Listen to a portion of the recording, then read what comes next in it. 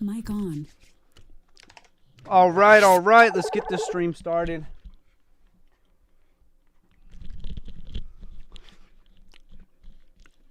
Just got back from a quick run here. And just kind of wanted to see the chart this afternoon. I know I had to take off really briefly, really early this morning. Had to do some work for my real job.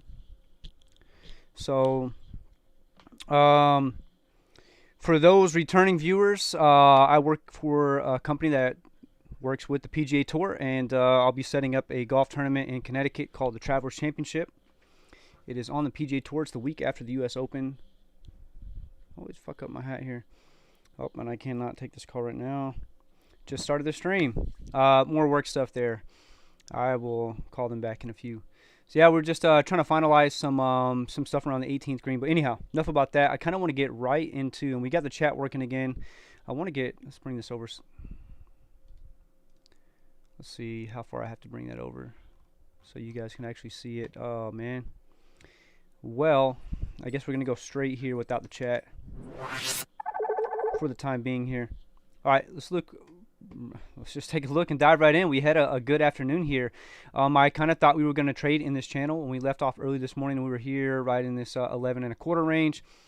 I pretty much anticipated we would be trading in this channel here of about 11 and 1150, somewhere in this little range here. And once we broke through, or even below this at the 11 to 11 and a quarter, kind of thought that, you know, we got up, we saw the high, and we would pull back, and we'd probably stay in this channel. But however, we broke through two levels of resistance here fairly easily, and it looks like we just broke below. So currently sitting at about $11.48, and I think I'm going to try to take some time to answer a question I had earlier this morning. If I can remember there was two of them. One I think was what was the dividend play. We'll kind of go over that more in detail, but I try to answer that back in a comment. For whatever reason, my comments are like really weird on streams. Maybe on videos are different, but on streams, the comments they're not there. I don't know. It's very strange. Anyhow, AT&T, that's the dividend play. So it used to be more than 50% of our portfolio was AT&T, and then we built up over time AMC, which we currently hold about 500 shares long at $8.97. So up to about $12.50. We were up, I think, at one point up almost $1,400 on the day, or overall net profit here. So looking pretty damn good. That's where we want to be. That's where we, but again, we didn't sell when we were up 1,600, and that's when I had like 200 shares. Definitely I'm not selling when I have 500 for less money than that. So we're holding this thing out. So, and that kind of wraps around to the first question is the floor on AMC.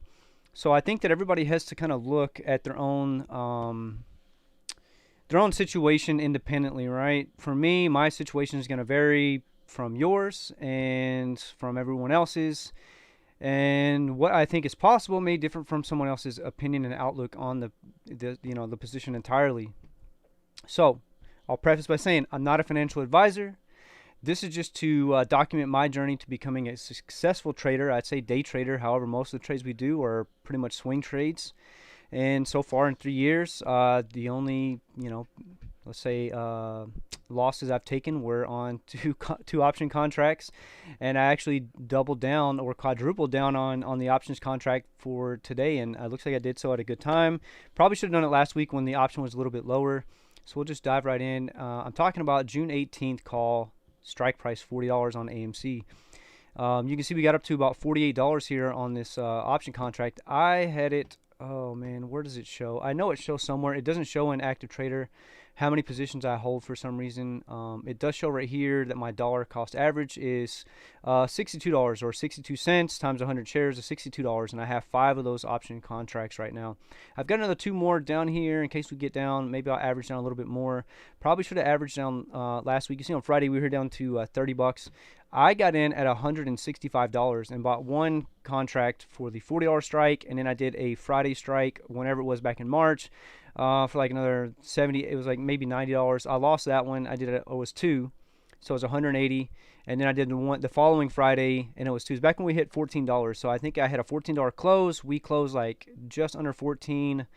or whatever it was. I don't know. Even if we were over, we were in the money. The thing is in order to be profitable on a contract like that, where you're fixing to close, where your theta decay is so high, you need to be well above the money to make that profit. And a lot of times they'll show you. We'll see if I can go in here on this and where is it at? Trade grid maybe? Nope, not there. Gosh, I don't use this very often. When I actually do option stuff, I typically, here, I'll do it this way. I typically, well, that's not it. Where's it at? Where is it at? Maybe all products. No. Futures. No, not futures. Jeez, that actually brought up a cool screen. Where is it at here? Sorry, I'm totally lost my train of thought. I'll just finish out what I was talking about. Since you're in theta decay, the closer you get to your expiration date, I mean, you really got to be in there, and it typically will show you how much money you need to be profitable in that options contract, right? So if it's a $10 strike price, it'll say like you need to be at $10.15 in order to be profitable. So even though we were over $14 at the time, very, very close to expiration, we weren't enough for me to be profitable on that contract. So I ended up losing pretty big on that contract. It was only like $180, and that was money that I was willing to gamble. And so you got to take that into it. And that's the way, it was my first option contract that I purchased ever. And it was the first thing I've ever taken an L on throughout my trading history since I opened accounts in 2017. I followed up with the next week thinking we're going to have a bounce back, and I think I set it for like even higher, $16, thinking we're going to have a huge spike, and it was, shot to the moon. It didn't happen. As you guys know, back when we hit 14, we kind of just trailed off after that, and so I lost 2 weeks in a row, and then I had kept the $40. So I made the $40 strike price for June 18th. Earlier on, I think I paid $165 for it, and it's dwindled down. I think at one point it was probably worth like $20 or something crazy. So I end up averaging down today.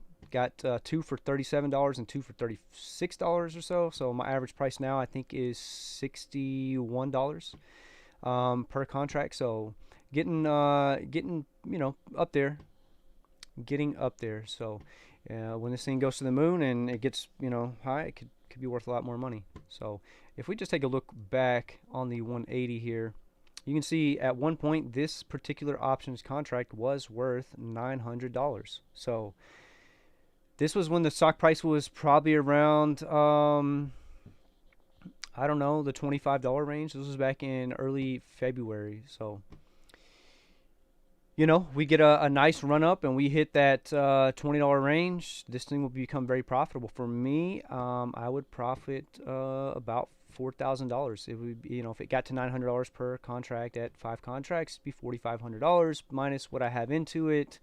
Which is roughly like that 3. So let's just call it even $4 grand profit that I would make on this contract. I mean, sorry, Rims, just stepped on my dog's paw for a sec. So it wouldn't be like super.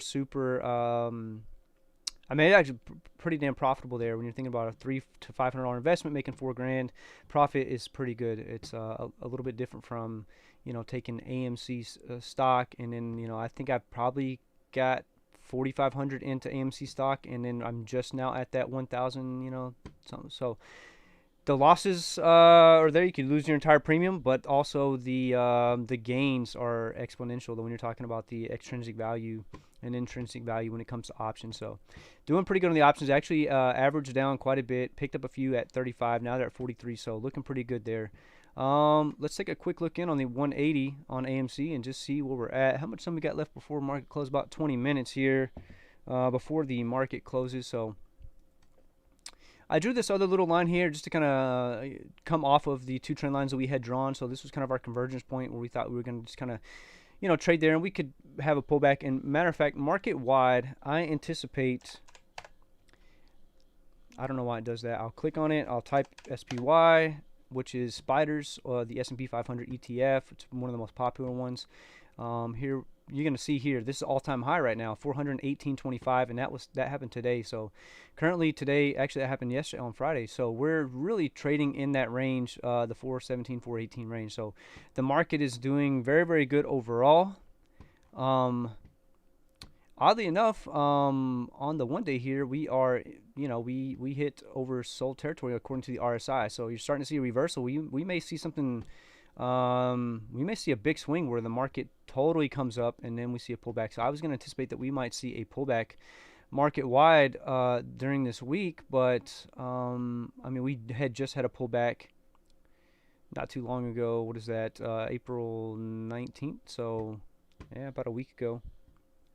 So we may be continuing this run for a little bit. You can see we're looking pretty good on the RSI. This is on the 180-day, 4-hour, and we can also look at I need to see a 1 year, 1 day. So 1 year, 1 day, you can kind of see we're on the upper range of the RSI. So you got to kind of take every one of these into consideration and can't just pick and choose out one.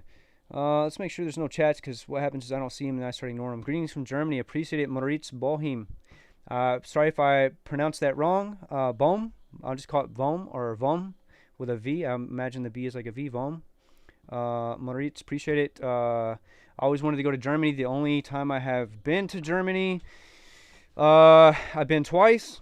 Both times just the airports. Once in Frankfurt and once in Munich. On my way to Italy, I try to travel to Italy every year if I can. I try to make it a tradition every December to go there first of the year, visit the Ducati dealership or factory there, museum. I love Bologna. I love the food there. I just love the culture there. And the time of the year that it is. So Germany's next, man, because I really love beer, and Germany's got it's pretty nice. So I do want to visit Germany at some point. But yeah, greetings, man. Greetings from down here. I know I'm Texas' very own, but I'm currently living in Florida right now. So Texas people were very proud of where we come from. Anyhow, back to the AMC. I'm actually kind of curious because German markets tend to act a little bit differently from the American markets when it comes to AMC. It looks like we're having our pullback, but we just got our bounce. So it looks like we bounced here at 1140, 1141, somewhere in that range, and kind of stabilizing. So that's very good news that we are holding above that 1150 range. We're in that range of 1150 and kind of consolidating now for the rest of the afternoon. Volume, let's see, 90,000. I mean, we had some decent volume on this little sell right here. And I'm pretty sure that if we were to go check out Fintel, nothing new has happened on Fintel. Still 0 short shares available and still not available for the short borrow fee rate. So at some point, I would imagine maybe tomorrow we get some new information regarding AMC, maybe some shorts covered today, and that kind of helped drive the price up. But I don't think it was a lot. I'd have to see total volume. It doesn't look like we had a ton of volume. According to the RSI, we are looking pretty dang good. Get the chat going up here, man. And I'll just type back in here.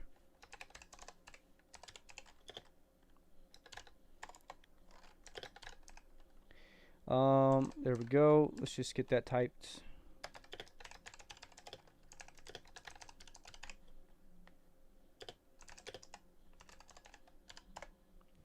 All right, so I don't know. Let's see if we can make some predictions here for the rest of the week. I probably went off topic a few times. My brain is like freaking moving really fast. Hopped off the treadmill, just, a short little run, less than 2 miles. And, got the blood flowing, just came right back and was excited to hop back on stream. So I know we did a very, very short stream this morning. And I kind of wanted to get back on, especially since we had so much movement here in the mid of the afternoon, even on low volume here. Sub 100,000 for a lot of this. We were still pushing up pretty good, 130.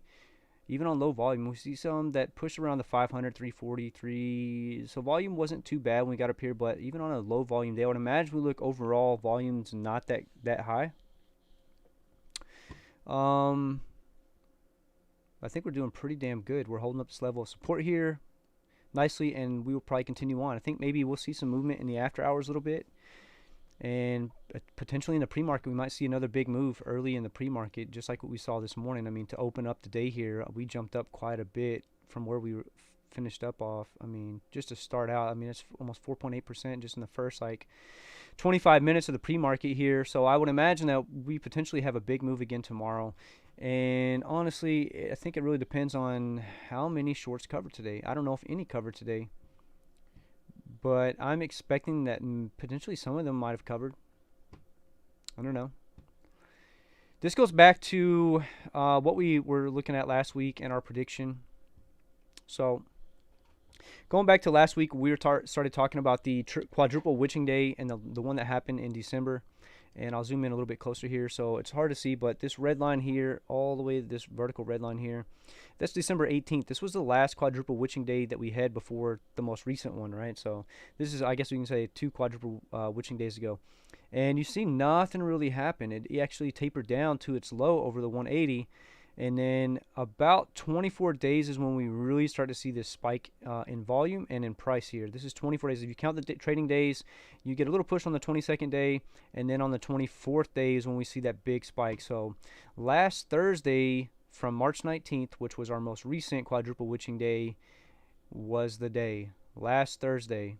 So we're only 2 days removed now from that day, and we could just be off a little bit. And I don't know if this kind of ties all in that they have 21 days to deliver their shorts from the time that it closed, or in the money contract, whatever it may be for options contract. I don't know. Maybe they had 21 days to cover. Whatever it is, you're looking at like from December 18th to the time we see the run up. That's 24 days. Last Thursday was 24 days, and you already see. There's today, there's Friday, there's Thursday. You already see on Thursday we start making that move upward. So we are right on schedule, and I don't see anybody talking about this. No one is talking about the days from the quadruple witching just fell off the face of the earth. I don't know why anybody is not doing any kind of DD on this. I think I'm the only channel that I've seen. I watch Trey's Trades. I don't watch Andrew Mo Money as much as I may have. I feel like he's a bit... I don't say anything bad about any YouTuber. I kind of watch all of them for their own reasons. Even the God Peel, I watch him. I watch Trey's Trades. I watch Andrew Mo Money. I'll watch Matt Kors occasionally. Right now, it's been hard for me to watch streamers or YouTubers because I'm doing my own thing, and so it's hard for me to live stream while they're live streaming and watch their stuff. But every once in a while, I'll try to check out some content, especially if they post a video. And very soon, that's the format we'll be going to as well. But I try to watch them all, take something from each one. But I see zero YouTubers talking about the quadruple witching day anymore. And the days from when we actually had the squeeze back in January to the current timing, no one is talking about this. Why is nobody talking about this? Is it because I'm crazy, or am I lost? I don't know. I feel like I'm the only one who's actually talking about this. And looks like we bounced below our 1150 range here. Sorry guys, I'm a little hyped up today. That actually gets me hyped because I'm the only one. I feel like I'm the only person who's actually talking about the quadruple witching day, and I don't understand why. No one has. I've never seen anybody stream where they go back and they count the days and say these are the days. This is the belief, and my belief is that it takes them time to cover everything that closed. You remember quadruple witching day? If you don't know, we'll just pull up what is quadruple witching day, and we'll talk about it. What is quadruple witching day? And we'll see just a very brief summary here. This is from Investopedia. I'll pull it over on the screen really quickly. What is quadruple witching? Quadruple witching refers to a date on which stock index futures, stock index options, stock options, and single stock futures expire simultaneously, while stock options contracts and index options expire on the third Friday of every month. All 4 asset classes expire simultaneously on the third Friday of March, June, September, and December. So going back to those days, December 18th, March 19th, those are the most recent 2 that we've had. And though all 4 of those things expire, so if anything is in the money, and these money makers or money market makers or whatever you want to call them have to cover these positions from things that are in the money, I believe, I could be completely wrong, I believe they have 21 days to cover those things before they have to start paying different kinds of premiums and fees and stuff like that. And I don't know, that could be all wrong. Just take whatever I say with a grain of salt, like everyone else says. Whatever, grain of salt, don't care. But no one is talking about this, and we're currently in the oversold territory according to the RSI, so that's good news for us. Bad news is we did not respect 1150 as much as I would like to have. However, we're still in a pretty good range here, so still doing pretty damn good on the day. Up looks like 12.48% from close of Friday to open the day here. What are we up from open? I'll just take it somewhere around here to where we currently are, and looks like we're still up about like over 7.5%. So not a bad day at all by any means. Now you guys know what quadruple witching day is. Now you guys know what I'm talking about when I talk about these 180 days here. And why is no one talking about it? Why? It's freaking crazy. Crazy. Of course, the thing with the the reason why we squeezed back here, had this little mini squeeze, is partially because of GameStop, right? GameStop and Wall Street Bets blew up, and anything that anybody was talking about on those platforms all kind of came along with it, whether it's Nokia, whether it's BlackBerry, whether it's Express, whether it's AMC, anything that was kind of attached in any way, shape, or form, in any capacity to GameStop got tagged along for a some sort of a ride upwards, right? Fubo may even be tagged along with that, and we'll take a quick look at Fubo here. You can see this is around the kind of the same time frame here. This is it actually started making its run in December, so hell, it could have probably started that, but we are invested here in Fubo. A couple positions long, currently down $32, 25 long at 23.12. We're not really here to talk about that. We're here to talk about is AMC and the correlation between the quadruple witching day of December 18th and the quadruple witching day and thereafter of March 19th. Sorry, it was right here. Count the days. Maybe I'll try to figure out the days to cover for failure to delivers, all that kind of stuff, or not days to cover, the FTDs for them, when they have to deliver those positions back for all four of those things that expire in the money, right? It looks to me as though we're in that range. I mean, this is that time frame, right? If you just count the days, you count the days from March 19th, you'll see that around this time. So we predicted on either Tuesday or Thursday of last week we were going to start seeing the price move, and we did. We started seeing the price move. We'll go to a 5-day here. You can see here's Friday, here's Thursday. Thursday pre-market, you see we're starting to make that move. There's Wednesday. Tuesday, for whatever reason, last ditch effort to drive the price down for whatever reason, and then start covering down here to cover all the way back 21 days ago. Or 22 days ago. This is the 22nd trading day here from March 19th. This day currently is 420 right here. So trading days here, not days, just trading days. So I don't know. I could be completely wrong and not know what I'm talking about, but for me, I see the correlation there, and I just counted the days again, and here we are. So there's day 22, there's day 24. You see we start making that push upwards. We have a little bit of a pullback, and then Friday kind of a flat day. I would imagine Friday they did everything that they could to try to close out as low as they can so that they don't have more options expiring in the money, compounding onto their current issues and problems that these hedge funds have that have shorted this position, right? And whoever else. That's down in this. I saw an article today from Ortex stating that like short sellers have lost like $135 million as of today alone because of the price increase in AMC. Currently sitting at 1143, so 24, 25, 26. I mean, we're getting there. So back to what I was saying. With regards to where I think we end up over the next few weeks, and this is going to make a full circle on where I think the floor is, right? You got to look at the previous squeeze. Is this squeeze bigger? I don't know. I guess the way you can see it is volume, right? I think now more people hold positions in AMC than ever before. When I say more people, I mean like more retail investors. I feel like they hold more positions in AMC than ever before. Sorry, guys, I'm going to have to see what this text message is all about. Oh, awesome.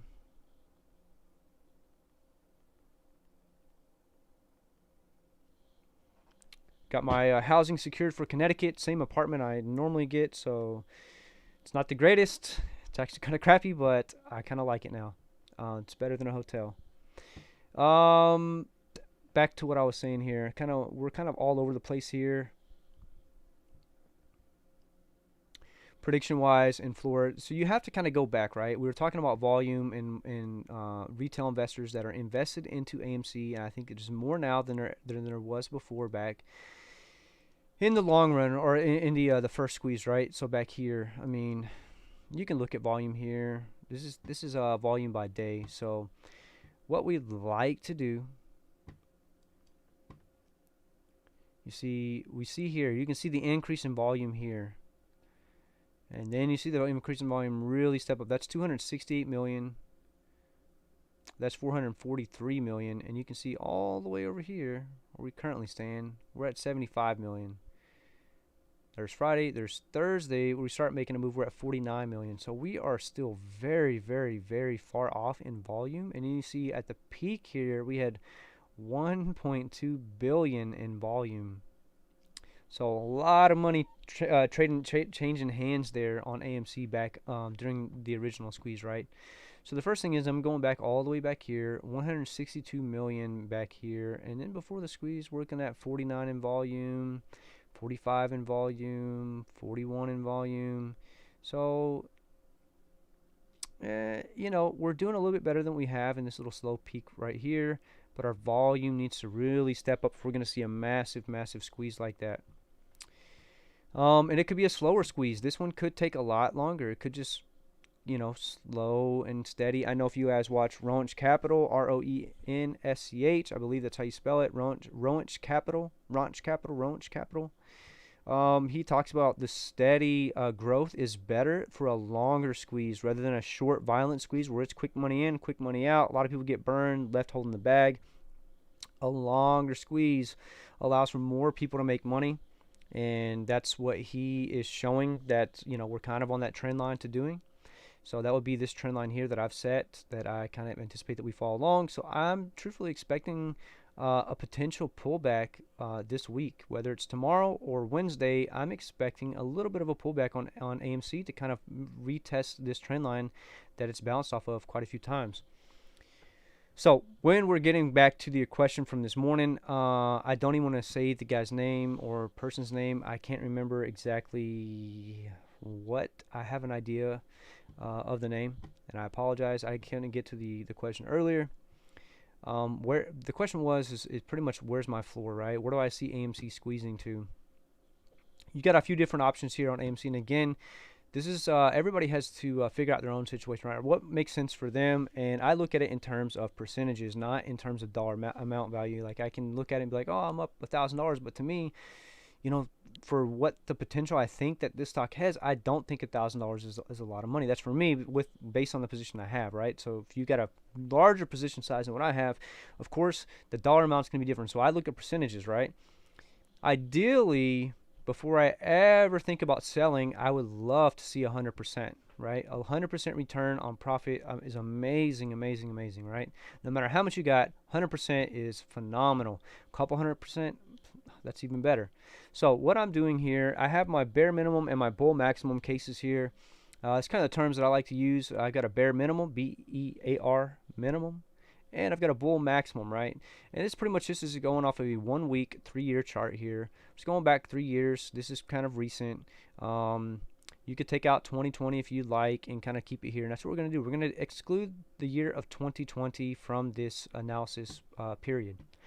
So with where we currently stand, to my previous bare minimum case would be right here on this bounce.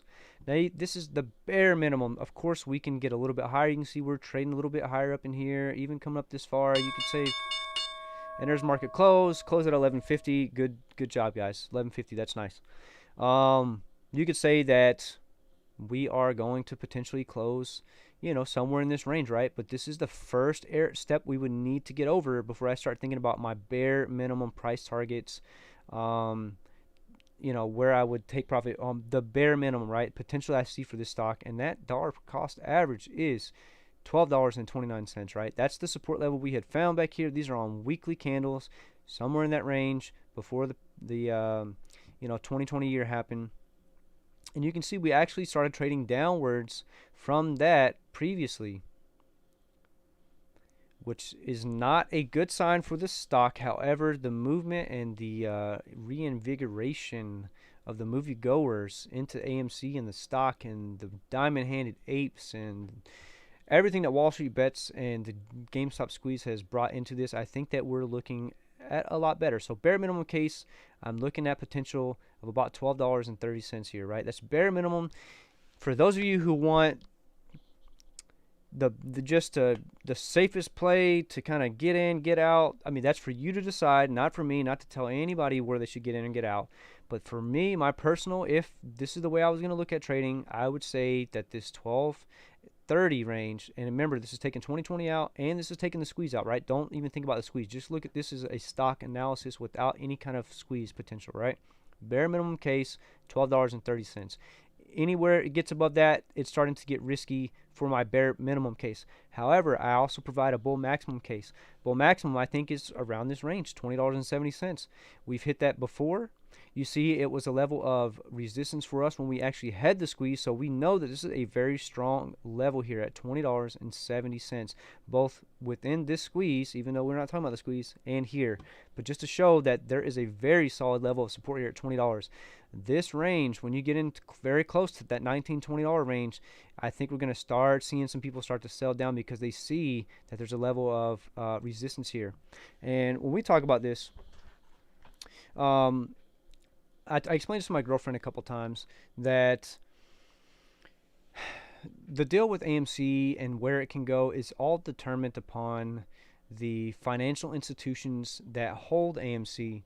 And what I like to pull up on here, and I'll pull it up, it's actually the link that I have in the description box. I keep it up there all the time so everybody can see it. I like to use this quite a bit, is the financial or the institutional ownership of AMC, and it kind of shows you up to date of their 13F filings and their 13F or DG filings, right? So go down here, 13F and import filings here. These are the most recent filings, but if you were to click on one, see green right here, green rows indicate new positions, red rows indicate closed positions, right? So looking at green, we have a NISA investment. This is as of today. This was filed, or at least this it says it's today. 176,000 shares open here, right? So let's go ahead and take a look here. And this reads as follows. NISA. I almost want to say Nissan every time I see it. NISA. What is called NIA for NISA Investment Advisors. NIA has filed a 13F HR form disclosing ownership of 175,650 shares of AMC Entertainment Holdings. I don't look at the value because it doesn't make any sense there as of March 31st, 2021. They previously filed 13F as on January 25th, 2021, disclosing 0 shares. So from January 25th to current day, they have purchased 175,650 shares as a new open position for NIA. Very, very good news that institutional ownership is stepping in. They see the value in AMC. However, when it pertains to the squeeze, do you think that they're going to try to squeeze this thing out? Potentially yes, potentially no. Potentially they have a 20% return on investment that they are trying to achieve for their investors because they have a fiduciary responsibility to return that money to their investors. And do they sell out, right? Once we hit the top, they may have their own numbers in store and say $20, that's all I see it. That's where I'm closing out. Potentially, you're going to see a lot of institutional ownership start to take profits probably in this range here. That's my prediction, that they start to sell. However, we didn't see that with GME. I just don't think there was that many institutional investors in GME at that time. Not as many as there are now in AMC, because of the Wall Street bets, and now more people are jumping on board and going back to the institutional ownership here of AMC. I mean, you can see all these green positions here. Going back, here's March 25th. I mean, we'll just start from this month alone, April 1st right here. You can see all these new open positions here. Some of these are calls, but a lot of these are there, and a lot of them aren't that big. You see here, Spotlight, 132,000 shares, 10,000 shares here from Mark's Wealth, 110,000 shares from Prosperity Planning Incorporated, 1,500, 70,000 from Equitech. Yeah, I guess I'm going to call it Equitech. All right, Equitech, 70,000 shares there, 43,000 shares there from SciFi, or SFYF. That's what I call it. It's actually SoFi. 43,000 there. This is a position that they look likely added or they reduced. It doesn't say. You can probably click on it, and I guess we will.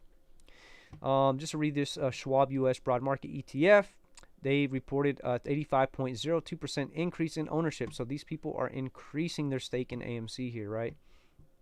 And all these green ones, you can see 514,000 positions announced here, and they increased 109.76% ownership. They increased their ownership in the stake in AMC. So a lot of institutional investors are opening positions here. A lot. Here's Schwab again, right here. 422. Did we already look at that? 422,000. I feel like we looked at that back here April 1st-ish. I think I was just going through Spotlight, Prosperity. Yeah, I probably already looked at that.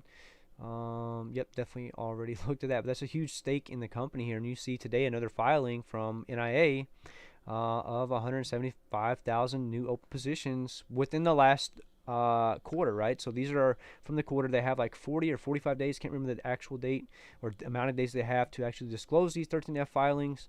Um, they don't want everybody to know what they're doing because, people block it or jump on board or whatever. It's right. It's a strategy that gives them some time. Agree with it or disagree with it as you will, but that's just kind of how the rule is at this point. So, back to the analysis here of the floor, right? This is what we're kind of talking about, is where the floor is, where the ceiling is. Again, I just showed my taking out a squeeze or any potential squeeze in the future, taking that out as a stock, right? Dependent upon the dilution possibility from this May 4th vote, is that this $12.29 range is my bare minimum case where I would start to take profits if that was the scenario that I'm going into. However, that is not where I currently stand or my belief, right? That is the safest bet that I think possible for someone who just wants a very safe play to get in, get out. That's my personal belief. Please, like I said, I'm not a financial advisor. I'm not telling anybody what to do here. All I'm saying is that this is the analysis that I've personally done, and this YouTube channel is not to tell anybody to do anything. It's just to say, just so you guys can follow along with my journey to becoming a successful trader here, and kind of the stuff that I've learned, and maybe just to talk, right, to form a community where we can kind of bring ideas up and talk, just like the quadruple witching day that no one is talking about, which is very, very odd to me. No one is bringing that up. So bare minimum case 12.29, bull maximum case here, again excluding a squeeze, is $20, right? Now, when we start talking about a squeeze, there's a lot of things, and let me get this clear, right? For anybody out there who starts talking about VW, do not listen to what they have, right? Just shut that shit down. VW, that squeeze, the Volkswagen squeeze, was mainly held between the German government and Porsche. Two entities squeezed that to its over $1,000 stock price.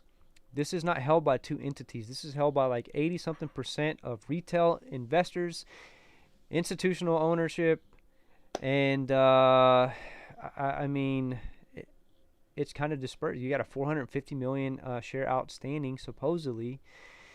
The price is going to be a little bit differently.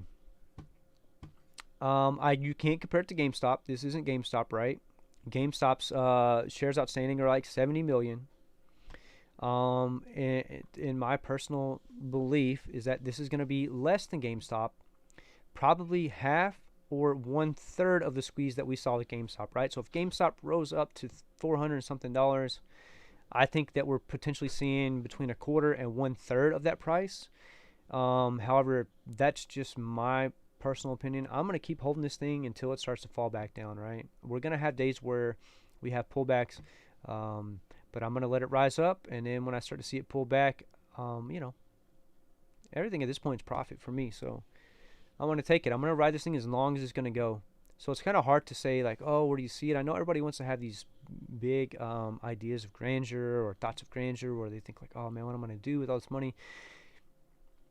But I have to be real with most people that are watching the stream. You're not going to be a millionaire from holding a position in AMC if you only have like 10, 15 positions. It's not going to happen. You're not going to become super rich from having like, 50 shares of AMC. I just don't think that that's possible, right?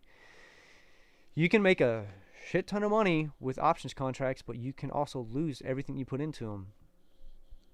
On the other flip side here, you can definitely make a lot of money, and that's why I think that you need to look at percentages, right? Look at the percentage. Making 50% profit is super huge. You're not going to see that in most other positions. 50% profit, that ROI is major, major. So I'm not telling anybody where I think that they should sell or what I think. I think anything is possible, but I also think about the market in a very realistic way. Because this is my money I'm playing with. This isn't like, and this is like my savings right now is in the market. So I think about it realistically, and that's why I set a very, very low bare minimum case here at $12.29. My bull maximum case at $20, and about that range. Anything above $20 is probably when we're going to start seeing some institutional ownership sell off. That's where I think they start to sell, and I think that the price starts to drive back down. You saw it back here. Potentially this time it even grows higher, and that's what I'm hoping for. That's what I'm holding for. I'm going to hold, and potentially we break that, and then who knows where this thing can go. But personally, I'm setting my expectations very low, so that way, I exceed those expectations, or the stock exceeds my expectations of where it can go. So sorry to make this like super long on where the floor is or where I think that the position can end up. But there you have it, my bare minimum case of $12.29 over here. That's a super safe play if I were looking for the super safe play. However, I'm playing this for I'm playing it for squeeze potential. Squeeze potential is definitely there for sure. And bull maximum case is up here at $20. So honestly, I think we're going to start seeing institutional ownership start to pull out when we start getting up here at this $18 to $20 range. And I think that could potentially hurt the squeeze. I think when you start seeing, I mean, we just went over the institutional ownership, how many, millions of shares are actually there from institutional ownership. If we pull it back up here, 175,000 shares there. If they all sell out, what is that going to do to the stock price? 140 there, 500 there, 50 there, 43 there, 70,000 there. What if all these institutional ownerships, 110,000 there, what if they all start to sell out between this $18 and $20 range? What is it going to do to the stock price? What is it going to do to the squeeze? I don't know. I truthfully don't. So I think you got to be very careful when we're looking at the squeeze. I'm just trying to give all sides and alternatives here. Of course, AMC to the moon, AMC 100K, all that good stuff. But you got to be realistic when you're talking about your money. And only you know what's best for your money. So this is just my personal case, right? Without a squeeze, bare minimum, $12.29. Bull maximum, I think it could potentially get back up to this $20 range for bull maximum. And even then, I think on a squeeze, I think it shoots up super, super quick. But I think you start seeing some investors start to pull out in this range, because look at this level of resistance here. It's very tight there, almost right on line. I think you're going to start seeing some institutional ownership pull out. We just went over the institutional ownership and kind of showed how many hundreds of thousands of shares, if not millions of shares, institutional ownership actually have. And I think that they, like I said, they have a fiduciary responsibility to their clientele that they have to start pulling out money at some point, right? When they get up 20, 30, 40, 50%, 100% profit, when do they start pulling out? They're not going to diamond hand it like apes. They're not. They just have different set of rules that they abide by, and you're going to see institutional ownership start to pull out here when we start to squeeze. But that could just be, a good time for apes to step in, buy up those shares, and keep driving it up. I mean, I'm sure there's some institutions that are going to hold this thing for the squeeze. But I hope that kind of answered the question I had from this morning in a very, very long and winded fashion. Of the floor, potential floor, very, very low here without a squeeze, right? I'm sorry, right here. Floor without a squeeze of like $12.29. Ceiling without a squeeze at $20. And then I think you got to be cautious when you start getting into this range, right, of the $20 mark here. And again, I'm only taking information from GME, the shares outstanding that they have, about roughly 70 million. AMC, the shares outstanding they have, roughly 450 million. And, supply and demand, right? That's what helps the squeeze go, is there's low supply, high demand. Whereas when you look at GME, yes, what did it go up to? Went up to like 400, 500 bucks, whatever it was.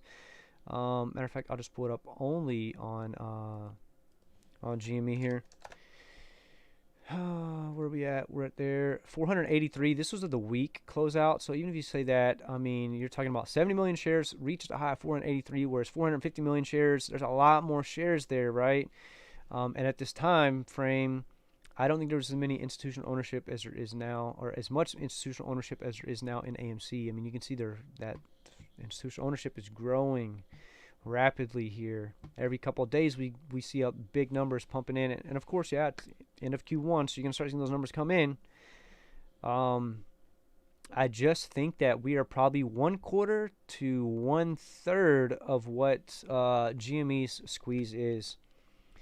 That's what I personally think. However, like I said, man, I'm gonna ride this thing down. Once this thing starts to really drop, you see it's hit its high peak, and once it starts to fall down, probably about 10% from that is probably when I start looking to take profits. But who knows? I mean, I don't know. What to see what the numbers look like when we get there, right? That's the thing, is you got to kind of keep up with it, see where the numbers are at. So 483 times 0.33% is $159, right?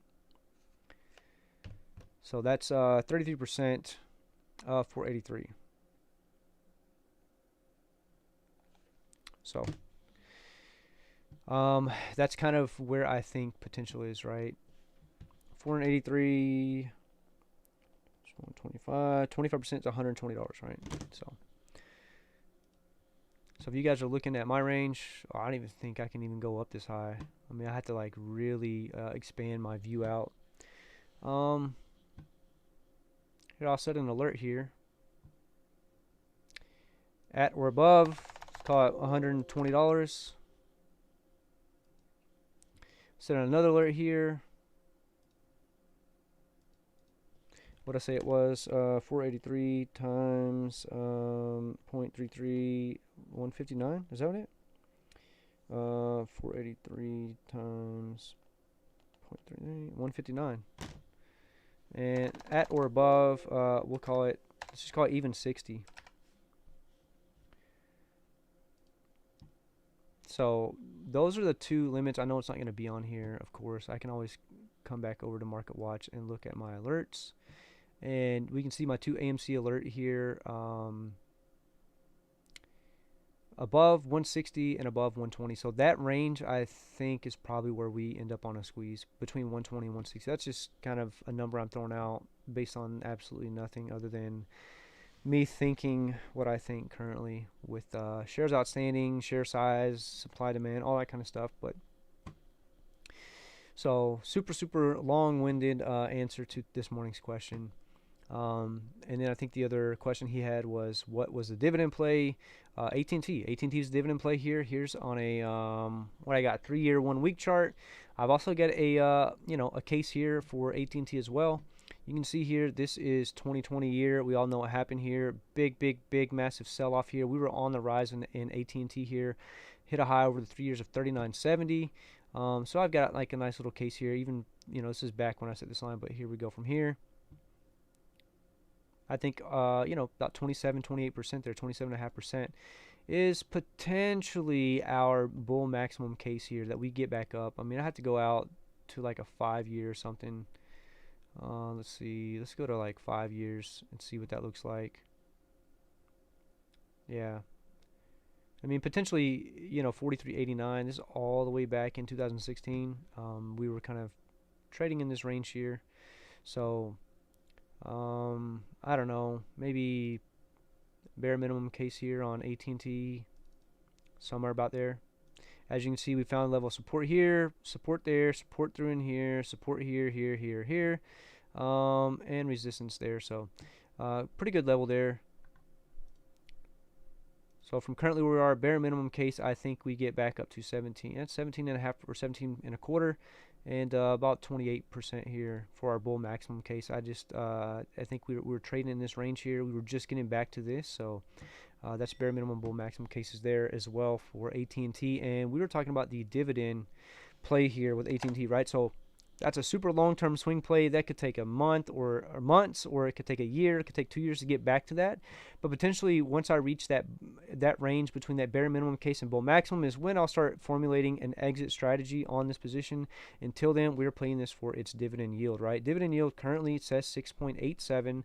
When I got in at 28.98, it was 7.23%, right? So 7.23% paid quarterly is quite good, right? $2.08 annually breaks down to like 52 cents quarterly per share, right? So I have 108 shares times 52 cents. I'm making $56 every quarter.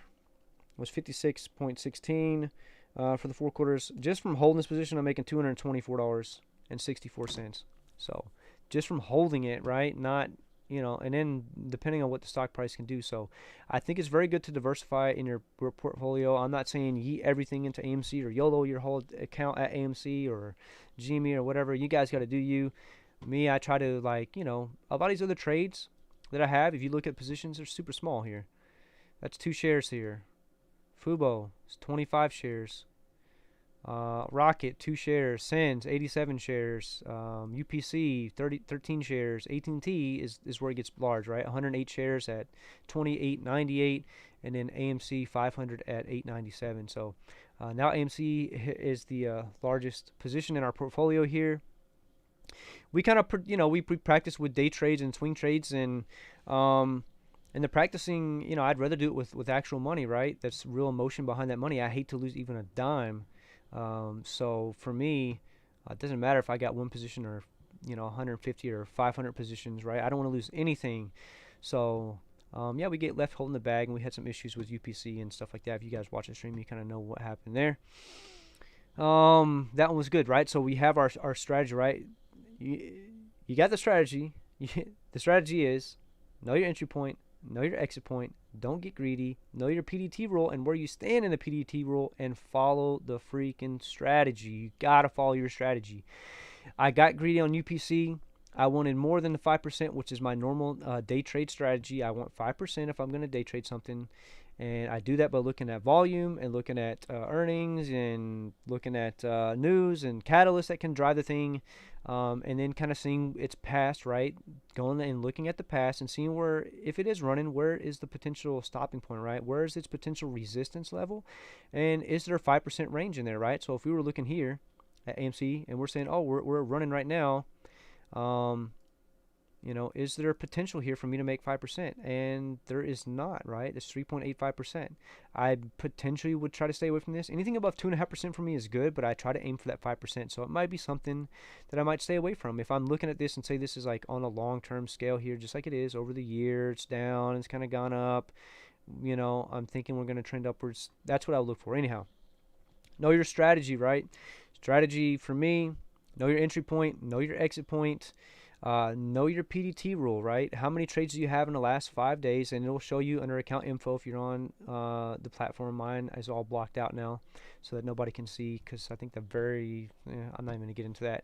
I have at some point let a lot of information out there that I probably shouldn't have, and it had to end up going and like changing a bunch of stuff and blacking it out. So know where you stand on the PDT rule, and know how many trades you have, right? I knew in my head on UPC that I was under the rule, but I had already set a sell limit and it was too high. When we didn't get there, I decided, you know what? I need to be smart, follow my strategy, 5% for my exit.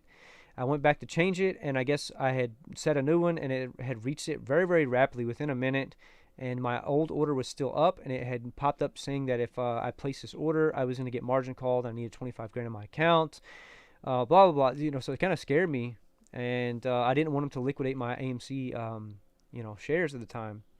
So yeah, I hesitated for a second. I lost that. Now we're in a bag holding. So anyhow, enough about that. A lot of these trades, we entered Fubo. We made a successful 5% day trade. We re-entered the position for a swing trade. Now we're actually a little bit down. We still think there's potential there, but it could take us a little bit longer than what I anticipated to get there. So we're not looking too bad here on Fubo, but looking on a 10-day, I need to get back up in this range of $23 or something right here. So this is potentially the range that I would like to sell at, is 24.28, and I truthfully would really like to sell at 25.48. So kind of got some marks in here, but you can see we hit a low here. We were trading in here, and I thought we were going to get that bounce, but it didn't happen. So swing trading that there, but it's kind of a small position. It's nothing super crazy for us. So it is what it is there, right? So you guys got to determine for yourself what your own strategy is and where to set it, right? So back to the key point here with dividend stuff. Like, it's just a way for me to diversify my portfolio and still make money in the meantime, right? Is getting that dividend. It's just like having a savings account, but you're getting 5, 6, 7% on some positions in that dividend. Way better than what you get from any kind of savings account that I've seen, unless you find like those fast savings accounts that are limited like up to $1,000. You get like 3 or 4%, which it's only up to 1,000. You have to open like 5 or 6 accounts and whatever. So where do we stand currently here?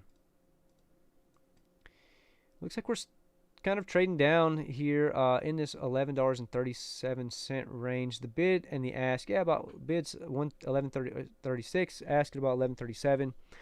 So kind of tapered down, kind of trading this range, but we're still up on the day, up 13.19% from close on Friday. So still looking pretty damn good. So I believe in diversification. I believe in playing dividend plays, keeping something that's very strong in your portfolio so you don't wreck your portfolio, right? You make a lot of risky plays on stuff like SNDL and you're going to get burned. You can win it big, but you can also get burned, right? We're bag holding this thing for a lot more that I would like to be. It's not a lot. It's on another brokerage account that I have.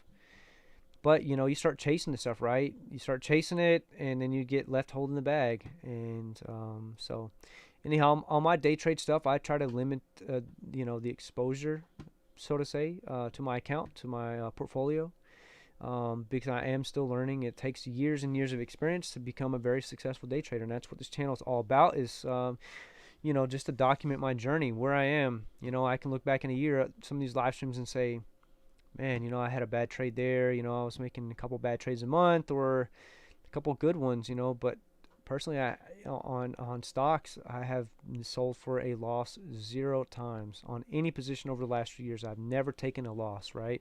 Patience is a virtue, and I've been patient in everything, right? I look for things with value as well in my strategy, knowing that there is potential for it to get back up, right? The one thing that I might have screwed up on is AMTX right here. We are only 2 positions long. That's why I wanted to just test it, see if I was right in my analysis, and turns out I'm very, very, very much wrong. Down about $15. But if I look at the percentage, right, so I don't care about, oh, $15 is $15. No, I'm looking at percentages. I'm down a big percentage amount, right? If I was looking to gain 5 and I'm down 15, well, that doesn't look very good. It doesn't matter if it's, $15 and I'm down. I look at percentage here. What happened with AMTX? This is the all-time high. We bought in right after it hit the all-time high, thinking that it was going to continue on upwards. We had seen it hit all-time highs a couple times before here. You can see it 1, 2, 3 times. And then we got up the second time here. We thought we were getting our money back, and boom, the sky just fell out. This thing traded back down. There has been some issues with oil. But this one, there's nothing back here, right? So when you're looking at stuff at an all-time high, you got to be very, very cautious because you're at the top, you're at the peak, right? Where's it going to go from here? Yeah, potentially it can keep running up, but potentially it can drop back down and find one of these lower levels of support, and who knows when it could get back up to test that all-time high. So that's another thing, like with some of these positions that I have, we'll just call it holding the bag, more or less a swing trade, a long-term swing trade, like Hertz, Noel Brands, Harley Davidson, Ford, stuff that has dropped down. I just held on to it, averaged my position down, knowing that, hey, down here I can keep buying more. It'll eventually come back up because it has been there before. And there's not a lot of data here on AMTX, so this one is what it is. Fubo, we kind of see this here. It has reached that peak. It just hasn't tested it again. So do I think it can get up to 60? Not really. Do I think that it can trade back up in these ranges here? Yeah, I think so. I think we get in this range here of about $30 here on Fubo, and I think that's where we start taking profits out there. So we'll see. Matter of fact, I kind of want to swing on over to Harley Davidson here. Another high, $48.84. We kind of effed up on that one, mainly because there was PTs. I pulled out early. You know what I'm saying? $8 and I'm sorry, 8.98% profit here. So more than the 5%, less than 10% on a swing trade that I would like to get, or even more. I think Harley Davidson will get like 23% on that swing trade. MMLP, I think we pulled out 12% on that one. Harley Davidson only 8.9% on this swing trade, but it was like a 3-year long swing trade where we got dividends. So you add that up, we probably made a pretty decent amount on it, and we just kept reinvesting those dividends. PTs were set at $55 here, and some at 46 and 43. And if you go to live news, you'll see there were some PTs set here on Harley Davidson somewhere down here. Wedbush, RBC boost price target on Harley 245 from 35. Wedbush adjust to 55 from 43. You can see Bank of America somewhere in here raised it as well, 55, and all of that good stuff. But they had really, really strong Q1 financials for Harley, and it helped drive this price up. So we got out a little bit early. We probably had 42 positions long here. roughly about like 1,800 $1,800. We were in at $40.85. I mean, shit, we could have held on for another $8 per share, right? So $8 per share at 42. Why do I need a calculator for this? I don't know. That's $336 on top of the profit. You know, of what we actually made there. So, let's call it 48.85 times 42. It's, you know, about $2,051. So a couple $100 more than what we end up taking. I think we end up taking like $1,900 out of it. So it's not bad, but you know, that's quite a big difference. I think I can't honestly don't even remember where we sold out at. Have no idea. So there'll be another chance to buy them. We do believe in the company still. We'll talk about Harley at some other time. I'm trying to keep this thing all on topic for AMC here. For those of you that are new, hit me up in the chat. Let me know where you're from, what you're drinking, what you're thinking. You know what I mean? I do want to kind of bring up again for anybody who hasn't seen I'm not even going to call it DD. I'm just going to call an idea that I have and something I've been talking about on the stream for about 2 weeks now. We had predicted it the week before last that on the 22nd or the 24th day we were going to see an increase in price and start to see the squeeze for AMC. The reasoning we believed that and we set that target was that on December 18th was Quadruple Witching Day. You count the trading days from there to the squeeze we had in January. 24 days is right about here. 21 days you get a little bump, but 24 days when you start seeing the squeeze and the thing really starts to shoot up. So March 19th, the most recent Quadruple Witching Day, count the days, 24 days was last Thursday. What do you see on Thursday? We start seeing the price move up. This is the 4 hour. There's Friday. There's Thursday. You see this in the aftermarket here on the 23rd day. You start to see that run up before that. You got today, Friday, Thursday, Wednesday, Tuesday. Tuesday had a massive, massive sell-off here. I think that sell-off was because they needed to cover shorts, needed to cover them at a lower price, and they have more time to cover these later on. So it's all they're doing is a circle, right? Driving the price down with shorts to cover shorts that they had previously drove the price down with before. It's just a big circle for them. So I think that they had 21 days to cover from back then. I think that's what we're starting to see now is that they're starting to cover some of those short positions. However, I don't know that's certain. That's just what I'm thinking here. I'm thinking that you count the days from Quadruple Witching Day to where we're currently standing. You're starting to see the run up. We are now, in my opinion, we are now starting to squeeze. However, this squeeze isn't as violent as the one we had seen previously. A little bit of a dip here. Currently sitting at about $11.30 on AMC. Nothing too bad. We hold this level in this range here of about 11.05 to 11.60, somewhere in this range here, right? It's all good. We could probably tighten this up a little bit, but it's fine. These two channels are pretty safe. We could probably make a new channel here of about 11.18 to, you know, $12 or something, but I'll leave it alone for now. I don't want to freaking junk up all the chart with a bunch of trend lines and price levels, because these levels that I have set were actually very good, strong, solid levels of support and resistance, and we will respect them at some point in the future, and it'd be nice to have them here. Hopefully in the future we're not here. Hopefully tomorrow we get that bump up and we start making it run towards 12. We are due for a little bit of a pullback. You can see here we are currently oversold according to the RSI, so pretty good there. And anybody that's just joining us, man, where are you guys from? What you drinking? What you thinking? Welcome to the stream. We were just kind of going over some DD. I guess you would call it DD. It's basically just me looking at the chart and pointing out that if you count the days from the previous Quadruple Witching Day on December 18th to the squeeze we had in January, you get 24 days until you see this run up right here. This is day number 24. Trading days, right? Trading days, day number 24. And then if you look back to March 19th, the most recent Quadruple Witching Day, 24 days is Tuesday. What do you start seeing on Tuesday? You got today, Friday, Thursday is 24 days, right? You see that run up Thursday, right? 21 days is here.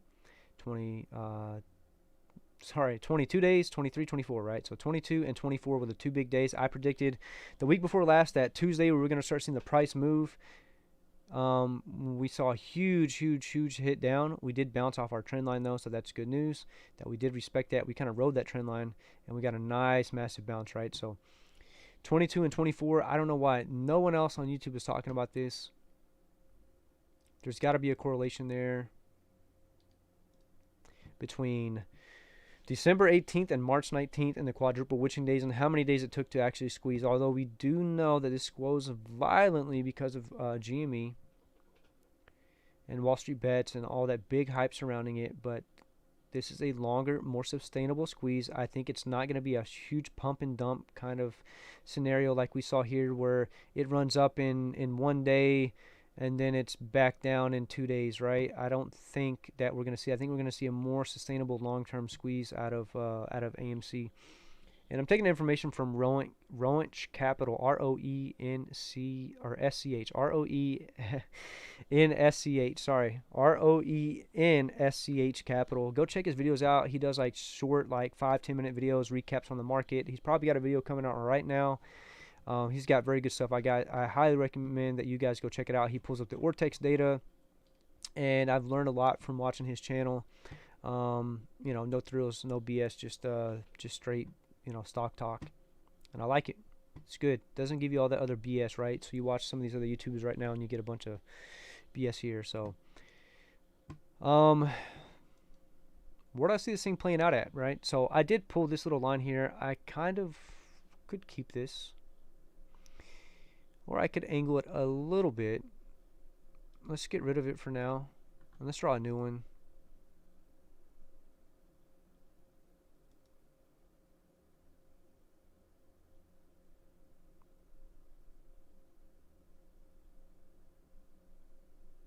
All right, so what we do is we got a trend line and a trend line. This is technically this is the line I think we're going to respect more so than this one. But if this thing is starting to squeeze, and you can see volume here. First portion of the day, 41 million, 30 million on the second portion. Overall, 71 million there. That's what it looks like. And then we go back to Thursday, first portion of the day, 31 million and 13 million. Which, okay, I made my prediction before AMC day. And you could see that this volume is potentially because of that, but I don't think that that's the case. I think it's because of the quadruple witching day and the days to cover, or the FTDs. They have so many days to cover those short positions from quadruple witching day. And I don't know why nobody's talking about it, but they will be soon. Somebody get this information out to another YouTuber or bring it up to him. Maybe I'll bring it up in the chat. Like, I'm just not paying for that. I don't understand how people can charge you. I guess once I have a huge following and it gets kind of complicated, but man, I don't see the point in the whole super chat thing right now. Like, I just don't get it. It's kind of odd to me that you have to pay to send a chat to somebody that they may or may not read on stream. I don't know, man. I mean, if you support the guy, buy his merch, maybe send him a PayPal or something, or get on his whatever the other Patreon. But enough about that. Yeah, I may have to send some streamers, some info here. Like, maybe I should make some DD, like calling out the days. Like, why is no one talking about this and how many days that this is taking? This is exactly on the money here. We're starting to see the squeeze. So, predictions. I don't know. We stay above this trend line. That's what I think. Definitely stay above this trend line. But I think there's a possibility that we do start to pull back at some point here. That's a safe play. I think we start riding this trend line for a little bit, and then we may see a massive pullback, but we're still on a good trend line up, right? So I'm going to leave these two because I think this is our potential line we follow, but when we do see a pullback, it's going to be a nasty pullback, and it's going to pull back hard over a couple of days. Into this territory on this original trend line we have set here. It's kind of my prediction for this. With that being said, I got to check some emails for work. Got to make a phone call back to housing. Great job today on AMC. So everything that I was hoping for. And look at this, man. Look at this thing running already. Shit, I was going to get off, but I don't know if I can get off now. You know what I mean? I mean off stream. $11.67 currently and running 64 cents. having ourselves a pullback here. Wow, this is very, very odd. I mean, you can see here, uh, oversold from 30 on the RSI. What is this all about? Do you guys see this? Anybody watching? Why is that? I don't think I've ever seen this in after hours being oversold from the moment it left RSI.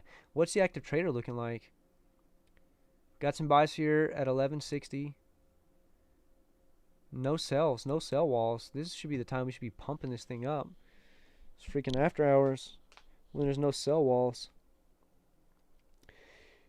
Well, damn.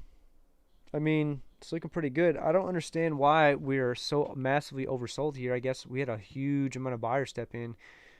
Wish I could have seen the orders right then live to see what had happened. Volume wise, looks like that was 43,000, 53,000, and followed by 29,000 on these sales. So first two, 43 and 53. So 90, about 96,000 there in volume in those 2 minutes stepped in and bought up, and I would imagine that that's why it was massively oversold from the beginning. I bet that that's one or two big orders here that really drove this thing up. So appreciate you, Wells. I don't know if it's an institution or who that was, but super awesome. Right off the bounce of the middle VWAP too.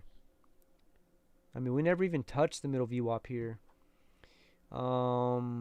Pretty dang nice, man. All day today. We've been trading, majority of the day we've traded above the middle VWAP here. You can see the purple line here is my middle VWAP. From market open, pretty much we bounced above it, kind of bounced right off of it, trended back above, hit below for a little bit here, maybe 30, 45 an hour or so. And then for the rest of the day, we've traded above the middle VWAP. Finally starting to pull back down towards the middle VWAP, and we got that bounce. So very, very good news there. Everything's looking good. The RSI is very, very weird to me right now. So I would assume that big well stepped in and bought some stuff up. It's very odd, very strange. Currently sitting at about $11.51. So having ourselves a little bit of a pullback here.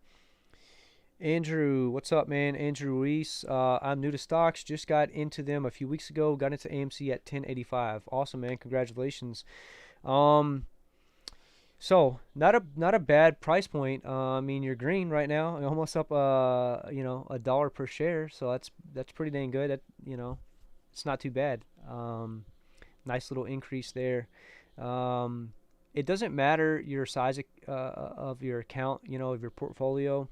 The one thing I am trying to get the information out there, if I go into the AMC stock Reddit page, that's all one word, all lowercase. We kind of look through that here on the channel. Is that I try to get people to understand that you're not going to become a millionaire overnight with a very small portfolio on AMC. It's just not going to happen. AMC is not going to make you a millionaire by holding like, 100, 200 bucks. So okay, so there's potential for anything, right? The thing is, I try to get people to think more realistically and think in terms of percentages and not dollar amounts, right? So I'm looking at percentages. You're making 1,000% on AMC. That's definitely doable, right? So what does that mean to your account? That depends on person's account. And I see a lot of people looking at different numbers and thinking it amounts for everybody, when I don't think that a certain dollar amount number is good for every person. I think that a percentage can be good for a lot of people, right? If you say 20%, that's still subject to their own account and portfolio size, but 20% is good, right? So it can mean something. It can mean the same thing, but also something different to everybody. Where you say, I want to make 50 bucks, or I want to make $100,000. Well, of course, $100,000 would be nice, but maybe to some people who have more than $100,000 invested in this, may have $1 million or something, may say like, well, I'm looking for more than $100,000. To me, that's not that much. I don't know. I look at percentages, but yeah, man, cool. So I've been in the market since about 2017. I've always done dividend and long-term investment strategies, and I always wanted to do day trade. So I'm really got into the day trading thing a little bit more here as of recent. 2020, my whole portfolio was down over 50%, almost 60%. My entire portfolio, my portfolio is a huge part of my savings. I would probably like. I used to have 70-30, right? 70% savings, and then 30% like in the portfolio, or 60-40, somewhere on there. So having, your entire portfolio being down 60% because of 2020, that year, I just held on strong, man. Held on, seeing good numbers here. Currently up about $1,280 on AMC now, 500 positions long, dollar cost average of 897. We've averaged all the way up from like, um, shoot, we started I started scalping this thing at $5, made a little bit of money there, and then realized that like, no, I need to keep adding. I need to hold a position here and keep adding. The squeeze is the second squeeze is going to be bigger than the first one, I think, and it is likely to happen. Andrew Ruiz, I got 110 shares, just trying to make a few hundred to reinvest back in other stocks. Yeah, man, that's the way to do it, right? Take your money and reinvest is why I like the dividend strategy, and I keep that as a rock in my portfolio.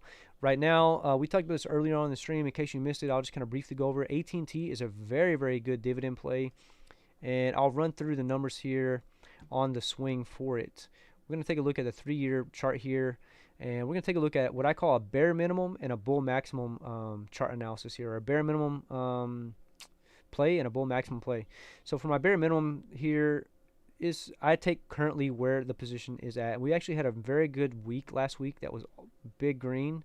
So it's a little bit less percentage now than it was, but we take it from where it currently sits. And my bare minimum play is about 18% here, 17.5% on AT&T with a bull maximum case of about 28% there. So it's a pretty big size. 28% return is pretty damn good, right? And I think that we can get there within 1 year. However, the big thing for here, I won't even go into why I had the bare minimum bull maximum case right now. But the big thing is that with AT&T, you have a dividend yield of 6.87% right now. So depending on when you buy in, it's going to be different. For me, I got in and it was 7.23% when I got my dividend yield, right? Just based on the amount of, or what price you buy it, right? So the dividend stays the same right now. I'll tell you, it's $2.08 per year per share, right? So quarterly, that's 52 cents. So every quarter, you'll get 52 cents per share that you own. Right now I have 108 shares. I think we did the math on it, was like 52.60 or something like that.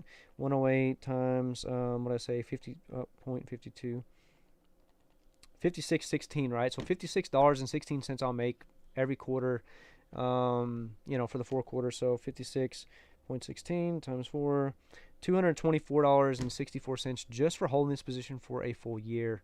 If I don't, every 3 months that I have the same position size, I'll make 50 something bucks. So it's a rock in the portfolio for us. AMC is, and I always took my everything I had before my portfolio. Every single thing was a dividend play, except for maybe Callaway, which their dividend was like 1 penny. But Callaway was a good swing trade for me, and it's actually doing pretty good. It's actually ELY. If you guys like Top Golf, you can see where they're at now. I sold a long time ago. You can see here during this year, a lot of value in a lot of positions over the 2020 year when we saw these lows. But right now we're talking about AMC. But yeah, I reinvest everything. I have only pulled money out once, but I had covered for it ahead of time. So like I put I don't know, maybe $1,000 in during the week, and knowing that as soon as I sold something, I was going to pull out, some of that money because I needed, to use that money. So I just kind of used it as leverage to make more money so I can pull some back out temporarily. But that was the only time I've ever pulled money out of this brokerage account. I've never pulled money out of this brokerage account before. I potentially will once I start making money on AMC. I still have some dry powder in the account now, probably just a little bit less than $1,000. I do need to buy a gaming laptop. I've got a nice desktop here, but I'm not going to carry it with me when I travel on the road. Yeah, man, if you feel free to, I usually live stream for like the first hour to 3 hours of the market in the morning, at least for the time being now, before I have to go back to work in May 10th. So somewhere probably like May 7th, May 8th is probably like my last day to live stream the market open for a little bit. But I usually have a few months off work where when I am at home, I can do it every single day. But yeah, we kind of go through, make some day trades, some swing trades. We do stuff like that. Mostly we watch a lot of AMC, talk about DD. We go over AMC stock Reddit pages. Hell, I may even pull up other YouTube videos that I find very important. I'll pull up other YouTubers' videos and we'll watch those on stream. I think we watched a movie trailer the other day just to kind of talk about where we might stand with Mortal Kombat and its release, and I hadn't really seen it, so I just pulled up on the stream because what the hell, why not? So We broke above that level at 1160, and now currently sitting at about 1164. So doing pretty good right now in the after hours. Looks like volume started to die down a little bit. Still kind of floating around that oversold according to the RSI here. So RSI is between 30 and 70. That's the parameters. When you get up there into the red, basically means you have too many buyers and not enough sellers. You're overbought, right? I keep saying oversold here. Overbought here, right? So when you get into the blue, you're oversold, right? More sellers than buyers. You can see that as well on the MACD. You can see there's a blue line and a gold line, right? Once the MACD crosses the signal line here, gold signal line, blue is MACD. At least that's my experience. Oh, perfect, man. Great question, Andrew. I'll get right back to that. Actually, I'll just go right into it now. So we had this pulled up earlier. I actually still have it up right here. Pulled up. What is quadruple witching day? This is a question from Andrew Reese. What is the quadruple witching day you were referring to earlier? So definition from Investopedia. Quadruple witching day refers to the date on which stock index futures, stock index options, stock options, and single stock futures expire simultaneously. So 4 different kinds of options all expire on the same day. So if they expire in the money, that's a lot for the wherever the brokerage accounts that they bought them through, or the money the market makers to actually have to supply that money or those shares or whatever it is that they're purchasing. That's a lot, and it happens. I'll just continue reading this. While stock options contracts and index options expire on the 3rd Friday of every month, all 4 asset classes expire simultaneously on the 3rd Friday of March, June, September, and December. So I don't know if you're saying you just got recently into investing. March 19th was a huge day. It was supposed to be like the day that AMC was going to go to the moon. It's quadruple witching day. It was going to be the start of everything. And it didn't really do anything. So when we go back and look at the chart, that's March 19th was the day, right? So March, 3rd Friday, March, December, June, September, whatever. So we're only looking at December and March. These are the most recent 2. And let's pull up the 180 here. So you can see the squeeze here is in January, right? Matter of fact, to be specific, that day is January 27th. So it is kind of hard to see here, but on this red line here, this is December. Right here. This red line to start right here is December 18th. This is the quadruple witching day for December. March 19th is right here. This is the quadruple witching day for March. So you can see all those things expire. Now, to my understanding is that these market makers or hedge funds or whoever it is have to cover, they have like 21 days to cover the short positions that they held, right? That's at least the knowledge that I've gained over the last few months, trying to learn as much as I can about short squeeze and gamma squeeze and all these kind of squeezes, and squeeze this and squeeze that, and God, is the juice worth the squeeze? Yeah, of course, right? So what I did was I counted the days from December 18th all the way up until we started seeing the squeeze, right? We actually just traded sideways and actually low, and there wasn't a lot of talk in AMC back in December. Not that I know. I didn't really know anything about it until probably in January when it started to happen. And my girlfriend came to me and was like, "Hey, I'm buying AMC," and I'm like, at the time, I was still in dividend and long-term investing. I'm like, AMC is just a pump and dump. The whole GameStop thing is a pump and dump. But little did I know anything about squeezes, right? So anyhow, looking back here, quadruple witching day, December 18th. Count the days until you start seeing the squeeze here. And if you're on Thinkorswim, the black bars are trading days, and then pre-market after hours is in gray, right? So I just counted the days. Day number 24 is right here. This is day 24. You see, it opens the day with red candle for the first 4 hours and then closes green the second 4 hours, and that's when we start getting into that's when you see a big pop on the squeeze. The squeeze actually started a little bit earlier, and you see it kind of led up very, very slowly for about a week before, right? Led very slowly. So day number 24 is here. Day number 23, day number 22. You start to see this bounce on 22 as well. You can kind of see, according to the RSI here, that's when it starts getting overbought. Is going into from 23 to 23, right? So remember, day 22, day 24. Going back to March, our most recent quadruple witching day, I just counted the days. And last Thursday was day number 24. Here's today, here's Friday, here's Thursday, here's Wednesday. And if we zoom in, you can see here, we see the big sell-off on this 22nd day, the same thing we saw on the other one.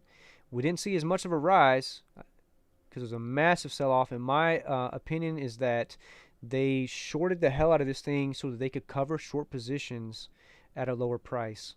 And that's what they started doing. That's my opinion. I don't know if that's what actually happened. So anyhow, there's day 22. Here's day 24. You see we're starting to really climb up on day 24. And this time it's a little bit slower. It's not as violent as the other one. So when I was talking about the quadruple witching day, and no one is talking about the correlation between the March 19th quadruple witching and the January 18th, it's kind of odd to me that no one's talking about that. I don't know if I'm just wrong completely that they have so many days to cover, and then now that we're starting to see them finally cover those positions from the in-the-money contracts that closed. Remember, that's 4 different types of contracts. The stock indexes, the index futures, the options, and all that stuff. So there's 4 different kinds that closed in the money on that day that they potentially have to now cover. Now they're starting to pay penalties and fees, and their whole goal is to try to drive the price down as low as they can so they can cover. I don't know if that's what the goal was. At least back here, the price didn't really grow as much. There wasn't as much volume into it, and just wasn't a lot going on in this date range between that quadruple witching day and the start of the squeeze. It just wasn't there. So, I don't know. Here, maybe, from here's the date here, we were at the $14 range, right? I think that day was the day that we closed at 1357 right there. I think that's it. Let me see if I can see open and close. Closed 1361. So we closed 1361, just under 14, and we had traded above 14 for a couple of days here. So I think that was they got it to close below 14. They kind of realized like that's the range here. We got to start doing something. We cannot let this close above 14 or we'll really be screwed. And then they just massively shorted so that they can slowly start to buy back and cover short positions that they previously had. That's my belief. I don't know if that's true, though. I think that's what's happened. And they got it down as far as they can. Now we're starting to see that they just kept shorting and shorting and shorting. Now there's no more short shares available according to Fintel, which we'll pull up here in a sec. See if anything's changed here.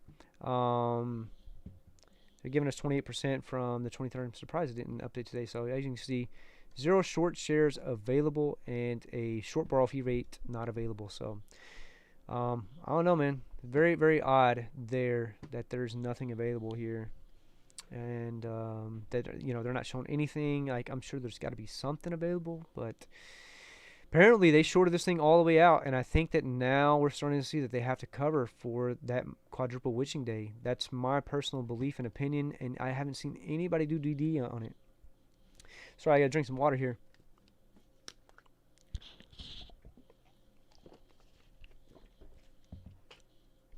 I have yet to see anybody do DD on the quadruple witching days and the correlation between them and the squeeze here. I could just be trying to draw a conclusion somewhere that there may not be one, but I swear I remember hearing that they had like 21 days before they went into FTDs, which is failure to deliver, and then they start paying, fees on those shorts that they have to cover. But I don't know for sure. I mean, I have to like really do some research and do that kind of stuff. And for me, I'm not the person really doing DD. I'm more or less, I just like to get on here, watch the market, kind of talk about it, look at other people's DD and kind of learn. So I don't feel like I'm in a position to actually make DD for anybody else because I am still learning the stock market. I guess anybody can make DD. I mean, hell, if Trades is putting out DD on stuff and he's only been in the market for like 6 months. I mean, hell, anybody could really do it, right? I mean, I am making videos, so why not? But I think there's something there. And so we predicted this the week before last. We predicted that either on Tuesday or Thursday of last week, we were going to start seeing the stock price rise, and that's exactly what had happened.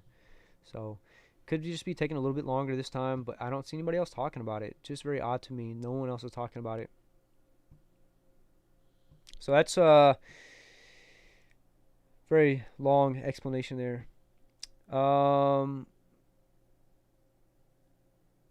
I feel you. I'm learning all these different types of squeezes. Learned so much in just a month. Yeah, man.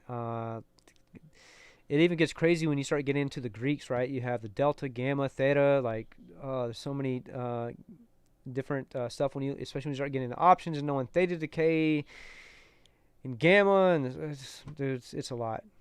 Yeah, man. Anytime. Glad I could help with any information. You know, that's what I'm here for. I'm here to learn, and hopefully somebody else can find some value in stuff that I do. And I even try to use some of the stuff that I have at information I have at my disposal. Like I do have um, I am in a Discord group called the Learn Plan Profit, and if you really want to get serious about day trading, check this guy's channel out first. He's not about making the best YouTube videos. He's been making YouTube videos for a very long time. They're not like super high quality. It's just like, bro, I need a camera. I'm gonna talk into the microphone of the camera. I don't care if there's not good lighting. I don't care if there's no background. I'm just gonna get on and I'm gonna talk and I'm gonna teach people. And he has a prof. His name is Ricky Gutierrez. He's from Mesa, Arizona. Actually, I don't know if he's from Mesa, Arizona, but he lives in Mesa, Arizona. He was at one point the youngest millionaire in Mesa, and he made his fortune by day trading. Now he diversifies. He buys and sells luxury cars. He's like on his eighth property. He buys and sells properties now, and he still does stock market trading. But it's like a $250 course, give or take, $25 or so. It's called Learn Plan Profit. You can go check it out. I mean, I'm not trying to sell you guys anything. I don't make nothing from this. I mean, I don't even know if there's a like a link that I could tell you and I could get something. I don't even care. I just want to give it out because I think it was really good. It's what helped me. Here it is, learnplanprofit.net. But there's Ricky. Even if you go back to the videos, he has it's all stuff, and he shows you breaking down swing trades and day trades and kind of the market. Some of it's kind of remedial stuff, but he has strategies on how he looks at things, and he shows you how to set up your TD Ameritrade Thinkorswim platform, all that kind of stuff. But one of the biggest and best things that they have, let me just pull it up really quickly, is the Discord server that they have. And I'll just pull it up briefly on stream. You have to get an invite, and you get an invite once you sign up for it. And I think this is probably one of the best things about it is that you get a Discord with all these people. And so right now, I'll just go to this one. Right now, it's oversold. Bounce, reaction, start closing above the zone, should be in the clear. And he's given his own technical analysis breakdown here, and you'll get that from quite a few people in the chat. Quite a few very, very successful people in these trades here. Ricky will do stuff on here as well. I'm not going to go into this too much, but you have different chats here: swing trade chat, day trading chat. They have a robot that gives out calls every so often when stuff really changes. I mean, this is like 610, 611. 612, 614, so kind of sporadic. 615 like every couple minutes, but it'll give you like the big movers of the day, tell you the change percentage and how much they moved, and what their ticker symbols are. Not really anybody in the chat for this one. Maybe I'm like super far behind here, but most of the chat is either morning chat library. Oh, this is his videos he'll put out daily, so you can watch him live stream his trades. Or main chat. Main chat's really for where most people like call out stuff. When stuff starts booming, you'll see people start giving call outs and telling you kind of what they think. Wow, is this from today? It's pretty nice if it is from today. Got some memes and stuff. People do their breakdowns and stuff like that. So anyhow, I'm not going to go too far into it, but that's the Discord server there for Learn Plan Profit. I think it's very beneficial for people to check it out. It's kind of what got me into trading, and I started learning with that. I did pay, paid the cash to do it, and you get that server, and it's been like 3 years ago that I got the course. And Ricky's a pretty damn smart guy. I mean, he's a kid. I mean, he was, the youngest millionaire. He was like $18, or $18. He was like 18 years old, like $1,000,000. I mean, now, he's substantially wealthier than what he was. and he, he diversified. And just check him out. Check out his video. See if you like the guy. He's pretty much just about trading, man. His thing is more 2.34% profit with a stop loss of 1% or whatever it is. And he kind of shows you. He has a little breakdown that you get with that. It's just a spreadsheet, Excel spreadsheet. That'll kind of show that with a $1,000 investment, you can make $10,000 in a year. If you make you stay under your PDT rule, you make 3 day trades per week, and each one of those is successful at 2.34%, and you're able to roll those over. So in that case, you would need a margin account, so you can continue to use that money every day. Because if not, you have to pay with settled cash funds, or you get good faith violations. So anyhow, yeah, exactly, man. You got to spend money to make money. I haven't watched any of his videos in a long time, but every once, because I'm trying to do my own thing right now, I do try to watch as many YouTubers as possible to try to still learn and grow. And there's just only so much YouTube you can watch, Especially I like to play games. So if I'm not live streaming or watching videos on YouTube about live streaming in stock market stuff, I'm probably playing Escape from Tarkov or Call of Duty or something. Who knows what it is. Yeah, man, I definitely check it out. I think that the money is probably worth it, but there's probably other places you can go to and find, valuable information as well, equally as valuable, for a lot cheaper, I'm sure. Who knows? It was just kind of one that I stumbled across. I like the videos. I like what he talked about and how he breaks it down and shows you even with a 1% loss, if you made your other trades successful that week, you're still positive, right? So if you still made you accomplished your 3 day trades for profit. Well, at that point, I think you can only make 2. So let's call it 2. He says 2.34%. So 2.34% times 2, you're looking at 4.68% minus, if you set a stop loss and you made 1 bad trade for the week, you're at 3.68%, right? So you're still making 3.68 profit, which isn't a ton. So I'll take $1,000 if that's what your account is at. We'll just say that as a nice number. So 0.0368. I mean, it's only $36, right? But you keep compounding that every year or every week. Eventually, you make the money. And he kind of shows that with $1,000, you can make $10,000 in a year by just staying very, very simple with that 2.34% profit strategy for day trades and staying under the PDT rule. So it's not a lot. You start with $1,000 and you can make a tenner, 10,000, 10 racks, 10 bands at the end of the year. So yeah, man, there's probably a ton of YouTubers out there. I know there's other people who have like stuff on Patreon and whatever. I don't know. This was like a one-time deal. There's no monthly subscription. This is before Patreon that he started this, so there is no monthly subscription to this thing. It's like you pay for it, you get the course. Hell, I still got the course, so I have access to the course. I just have the login. Like if I wanted to use it right now, I can just hop on and log in, and boom, there it is. And then once you're invited to the Discord servers, you're pretty much there. So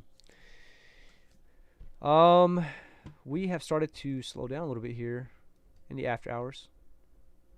Trying to find that consolidation here above the 840 or 1145 to 1165 range. So I think we're kind of tapered down for the afternoon. RSI, we're looking pretty good. We did pull back a little bit. Again, I don't know what this overbought was all about here. I mean, from the moment we touched 30 on the RSI, we were overbought. So very, very strange there. Active trader, yeah, not a lot going on here. Probably going to remain slow for the rest of the day. We had such a massive day today. Huge move today. I mean, it's massive. I don't anticipate us making any more moves for the rest of the evening, so not any big moves at least. Could be wrong. Who's even watching? I don't know. Have no idea, man. I'm just kind of doing this to do it, you know what I mean? Like, I could have 0 watchers, if that's what you mean. I could have 0 subscribers, 0 watchers. Doesn't even matter to me. I'm just doing this for me, truthfully. Yeah, man. Let's go to the moon. Diamond hand rocket ships. You already know. Appreciate the comments. Yeah, just kind of watch them following along. We had such a nice move today, nice little run up that I wanted to kind of see where we ended up and see if anything was going on, and just even 2,000 shares at 19. Oh man, we're coming for you, bro. We're coming. We're coming. Just hang on. I had a buddy who was sitting around 12. I kept telling him, bro, you got to average down. You got to average down. He did average down. Now he's in the green right now. I ended up averaging up this whole time, so I'm only 500 shares up. So 2,000's a lot bigger portfolio than what I've got, at least in AMC. So yeah, you already know, man. Yep, we're getting there. CD, I don't know if you saw some of the stuff we were talking about earlier. Yeah, I mean, I hope 100K. I feel like I'm gonna disappoint people when I tell them that I don't truthfully see this thing getting to 100K. I try to think more realistic, but not that. Is more of like I try to set the bar very very low so that way I'm super impressed with what this thing does.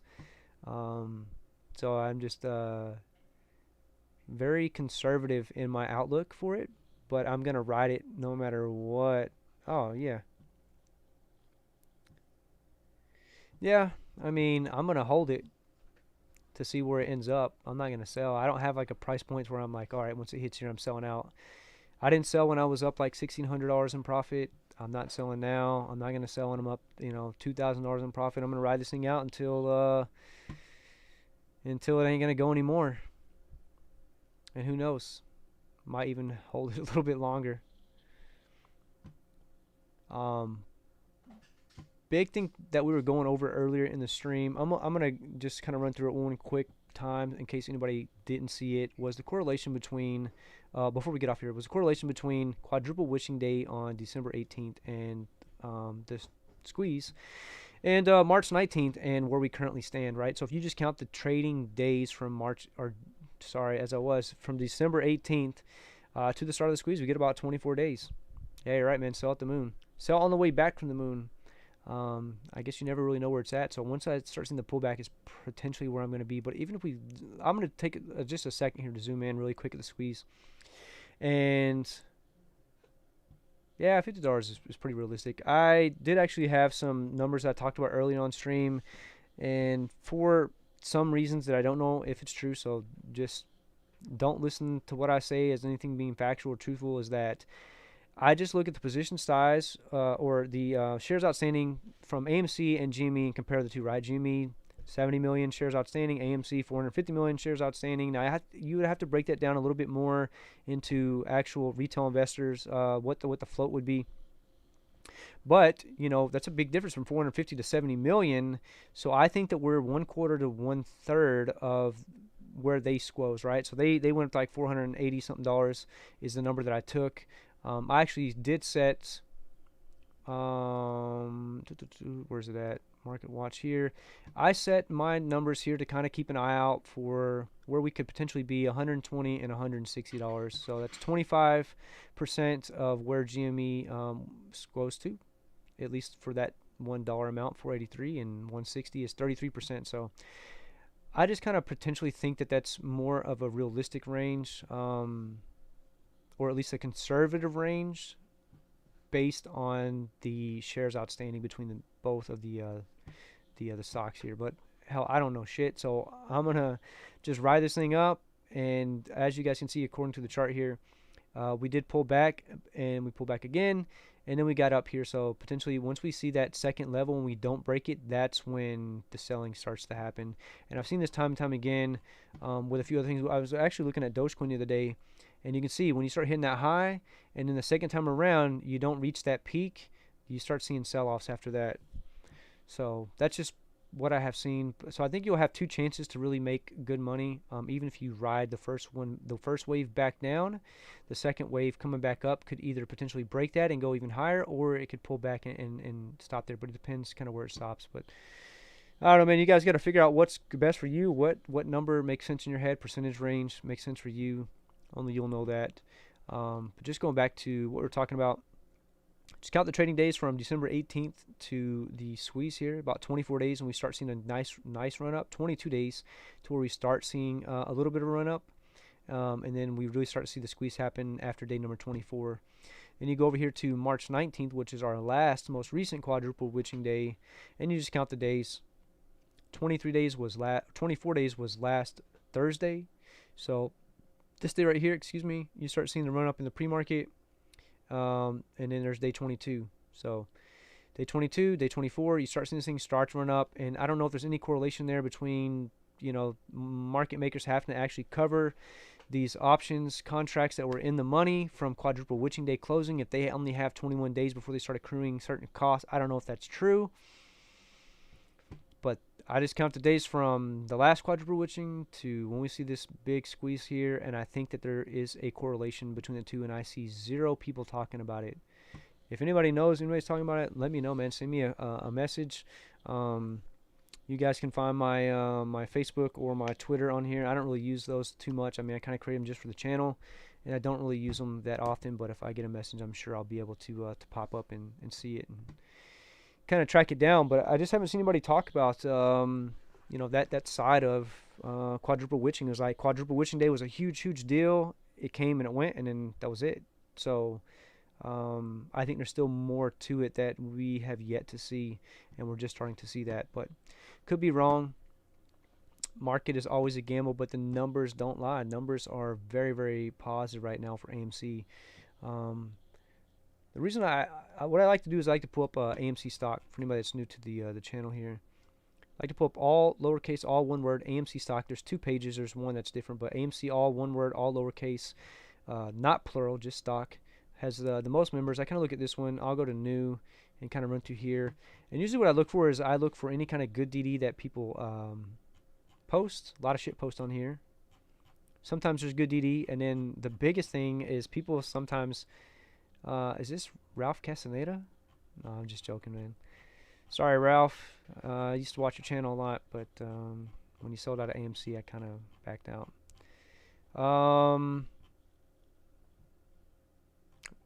Some other bullshit here. What is this, man? Whatever. A lot of hit pieces, man. You got to be careful of reading anything in the news, right? So what I look for, man, that looks pretty damn good there on GME. Can this be more obvious? What?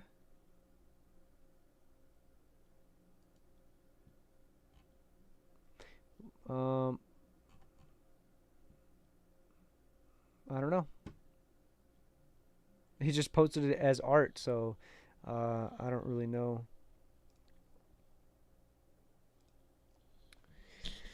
What that's all about. What I look for here is the Ortex information because I haven't paid for Ortex and I don't really want to pay for Ortex. So I actually, let's watch this.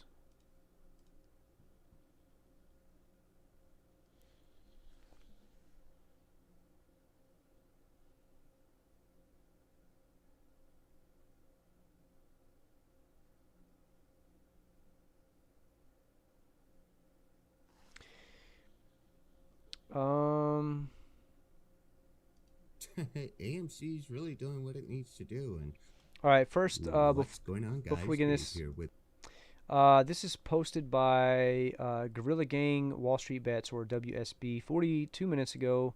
Just trying to give out any shout outs to whoever this actually was, and it doesn't look like it says. So appreciate this from Gorilla Gang. Before we even get into it, I want to go ahead and give a shout out for this guy. Hey guys, Gabe here with Review Dork, and we are looking at AMC on the dailies here, and we could see that the MACD, wow, well, the MACD has crossed the signal line. We have RSI, or our relative strength, sitting at a healthy 60.37. Also, it's broken through the trend line here, but 1169 is a great number, guys. AMC's really doing what it needs to do, and us apes are getting super excited. Now, I want to talk about what's been circulating throughout the boards and people saying, stop setting limit orders, or your sell limit orders, get rid of it. But this is really what's happening when you're setting a very high price. Now, I know it looks cool, you're getting street cred, right? You're saying, hey, yeah, I'm going to stick it to the hedgies. I'm going to set a limit sell order $5,000, right? Hey, and then you post it on Weeble or you post it on StockTwits, and people are saying, this is the way. No, it's not the way, you smooth brain ape. And let me explain why. So, oh, by the way, nice jump there, 1174. Okay, so let me explain why. So here we have a calendar, right? And on April 26th, today, I told my best buddy, hey, I'm going on vacation for about a month, right? And I give my best buddy the key, aka the share, right? You're following me? Best buddy has the key, aka I've given him my share of AMC stock. Okay, so my buddy then decides to start renting my home out while I'm gone. Why? Well, because I don't need the home, right? And he's doing this maliciously. Obviously, I don't know. And so the hedgies are going to go ahead and borrow the shares, and they're going to trade with each other in rapid succession. Why? Because they know that your sell limited order is so far out, aka your return home is so far out that they can use your share and make money in between time, as you guys can see here now. I really hope this illustration makes sense, right? So All right. Yeah. I mean, it's cool. Kind of good information for some people because a lot of people are posting their shares up for like $1,000 and stuff. But if it's up there, it's kind of off the market, I guess. So what I'm looking for is Ortex data.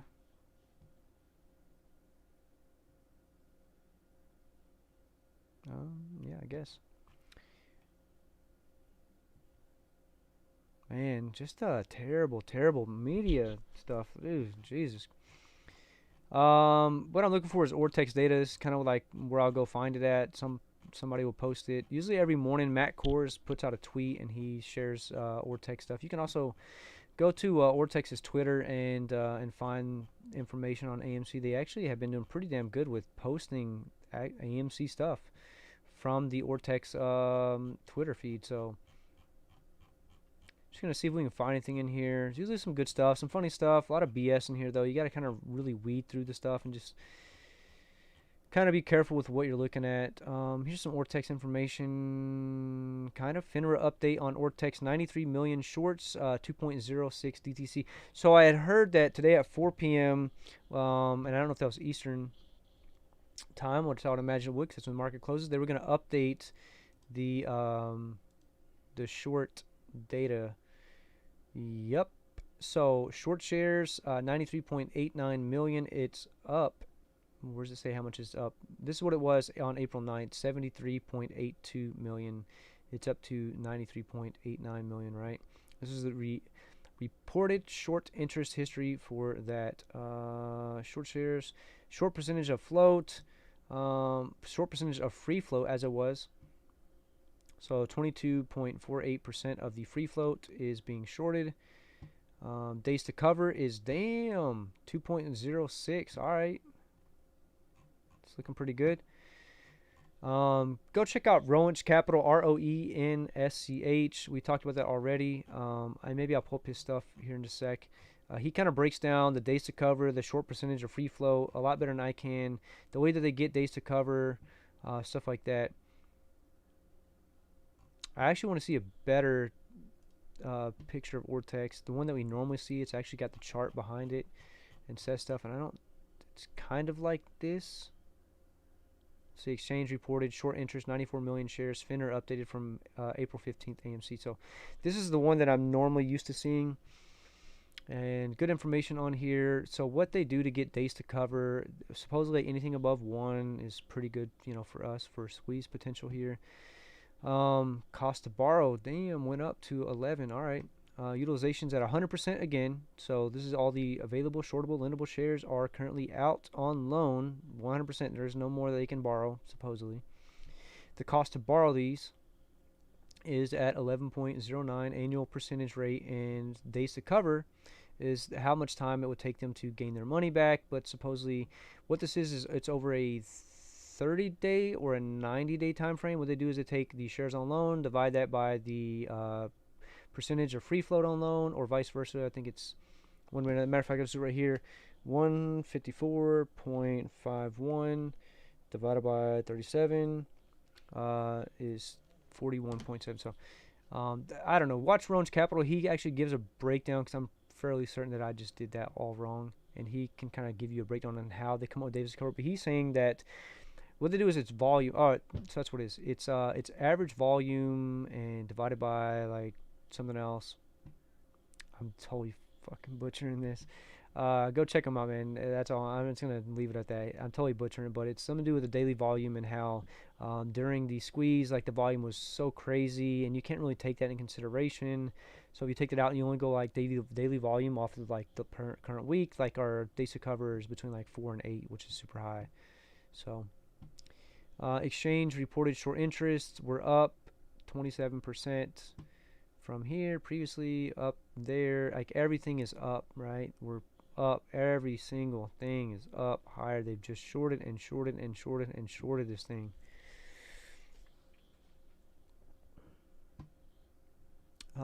Percentage of free float, didn't say where free float is. From my understanding, free float is the amount of shares that we can actually buy. But this is the percentage of free float on loan already, so, and it's crazy. Anyhow, I'm going to leave it off on that. I'm going to get the hell off there. So, just going to check back in with the one intraday. Hopefully you guys found that very interesting. With what I was talking about there for a moment. I need to fix up the chat a little bit better than what it is. Fix up the chat a little bit better. I'm going to redo the entire stream at some point here in the next month or so.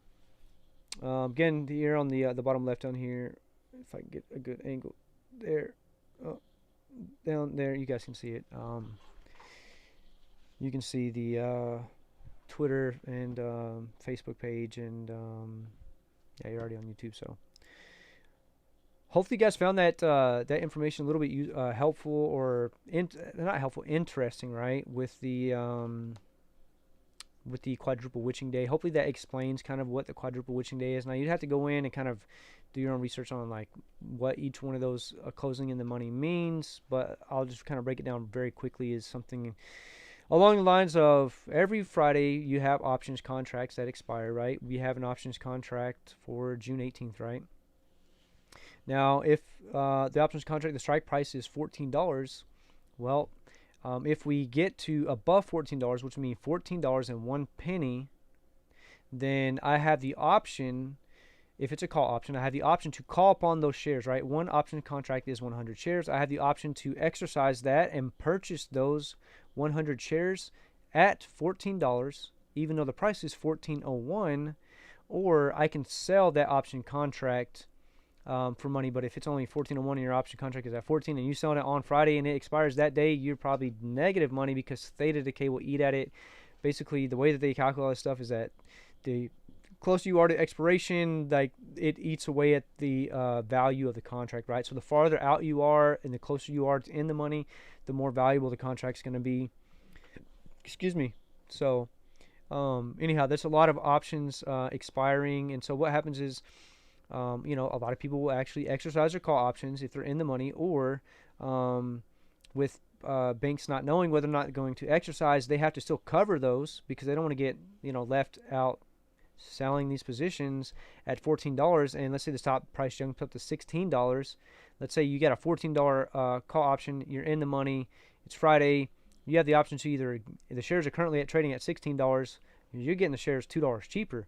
Well, do you want to sell the contract, or do you want to purchase the shares and hold on to the shares because you think the shares are going to go more valuable? So what the market makers have to do is they have to purchase those shares when you get that contract to kind of cover that hedge, right? Showing them like, all right, if we buy it at 16 and we have to sell them to this guy at 14, well, we just lost money. So they have to hedge that, and it just adds more buying power into the stock. So a lot of stuff there. I mean, the market's freaking crazy. A lot of moving parts, but I appreciate everybody watching the stream. I do want to give a shout out to Andrew Ruiz. Appreciate you watching, brother. Another shout out to CD. Don't know if that's short for anything. Appreciate the CD for the comments, for the watch. Moritz Vom. Appreciate greetings from the USA. Hope Germany's good. Appreciate the watch. And kind of want to just give a shout out to the watcher earlier this morning. I want to say, oh man, I'm really gonna screw up his name. I'm not even gonna say it. I'm just gonna leave it alone because I can't remember. It was like two names, and I don't want to say the wrong one. But hey, I appreciate everybody watching the stream. Unless something wild happens in the next like couple hours before the market really closes, I'll see you guys tomorrow morning. Appreciate it. Have a good afternoon, and peace out.